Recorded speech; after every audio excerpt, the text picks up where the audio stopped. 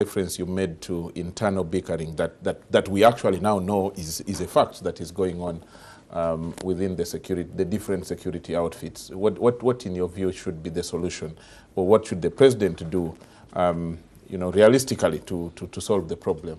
Of course, besides the initiatives in terms of responding to the problems of security, they also need to be focused on tackling the political questions. Because I can tell you the crime would be happening, but the responses would be different if we didn't have the political situation that we have. I mean, many countries, you find actually there are countries where there's even more crime than here so far. But where you find crime is happening, but there are there's democratic governance. The critiquing of poor responses to security handling would be different. But now, on one side, we have got problems of undemocratic practices. There is contestation in that area, which is building a sense of frustration and hopelessness within the population.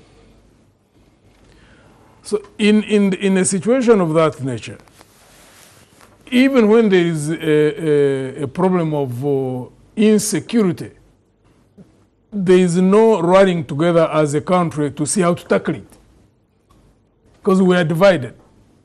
Because the main question now is, how can we live in a country where people don't have freedoms and rights? So even as the regime tries to tackle or to do whatever responses to the security situation, they should focus on solving the political question. It's a key. And I think if it is not handled in itself, it is going to cause a bigger problem in terms of security itself, because even any opportunistic forces can also, take advantage of the situation that there is. And when you have weakness in terms of the security services, even in understanding what is happening, it can cause really quite a lot of problems for maybe on that. Do you have a sense that the country or elements within the country, whether it is the youth or some political actors, have lost trust and confidence in the management by the Ofwonos, and so even reporting simple acts of criminality becomes... Oh yeah. I mean, the president himself said that. The former Inspector General of Police also said that at some point a few months back, when they were saying that people are fearful in reporting cases to the state security agencies. What does that mean? That there is a breakdown of trust. All those are issues that need to be tackled. Okay. My hope is that the regime really recognizes that there is a problem in the country, and that we need to do certain things in a way where there is a rebuilding of trust, first from all of us, whether we are politicians, whether we're in government, whether in the opposition, whether there are people who are in the professions, business people, because security affects all of us. So it should be country first. That can't happen unless the government recognizes that they must create the conditions and the atmosphere in which people can say, okay, now we can work together in resolving this. That there must be some common things that we agree on, yes. Whether from the opposition or government.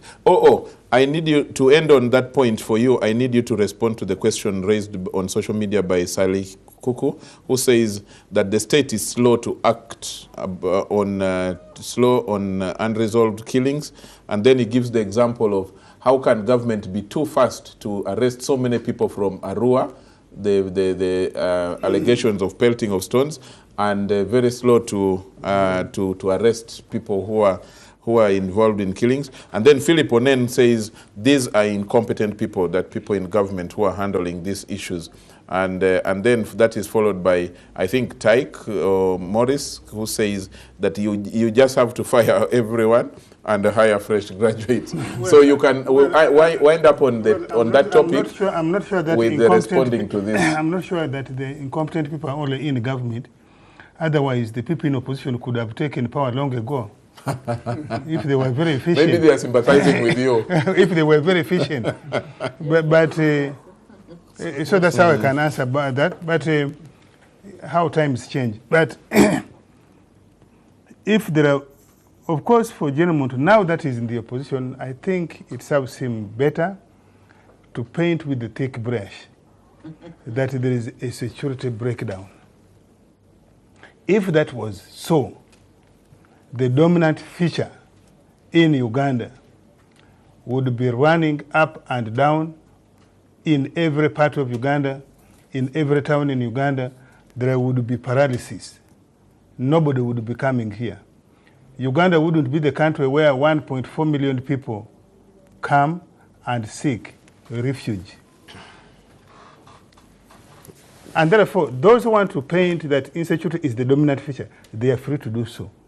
But for us as a government, we say, yes, there are isolated cases of criminality, some of them high, very shocking, but insecurity is not the dominant feature.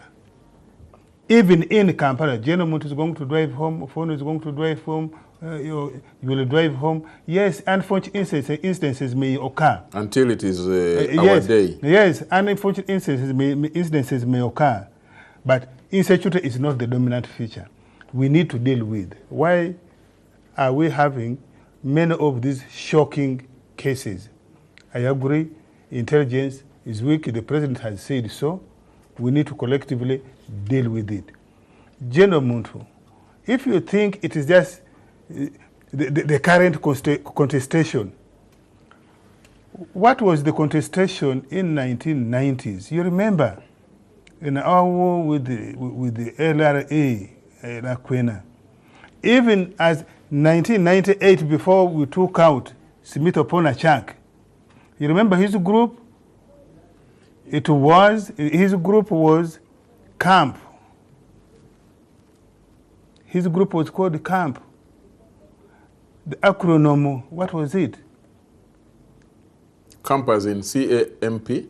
Yes. Yes. What was the acronym? Citizens Army for Multi-Party Politics.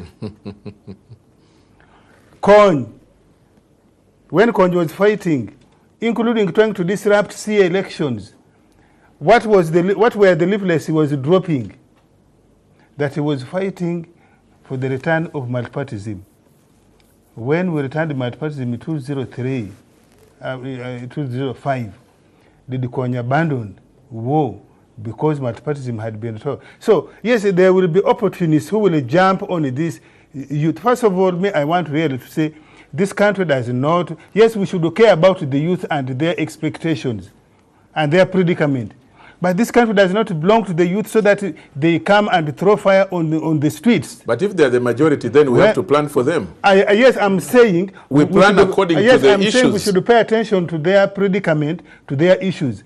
But that should not be a license for anybody to take opportunistic stand that because there are unemployed youth, there are youth with the following group, then we jump on their issues opportunistically. It will be a fire that will even sweep you.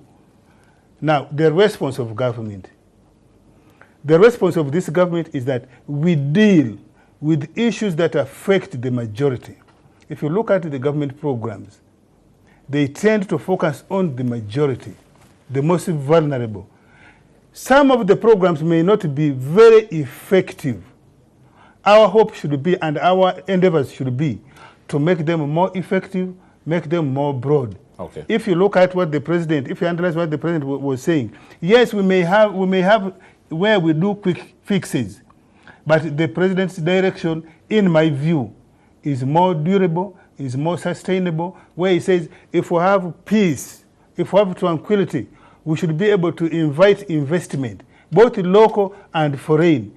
If we should be able to build infrastructure, which then gives us the investment basis where we shall create and expand employment for the different categories of youths that Lydia is talking about. The ones that have education, the ones that don't have anything at all, the ones that have half education, and the ones that Anwar Raj is talking about, the ones with modern technology. Okay, we need to go for it. We need to go for a break. Anybody who thinks that we can have short measures, that you whip up emotion, and you think you will sustain the youth on that basis, you are building a fire that will sweep you. Let's go for a break right now. When we come back, I will bring in Honorable Joshua to start us on the question of the rationalization or the harmonization of the government bodies, the authorities, commissions. Let's go for a break right now.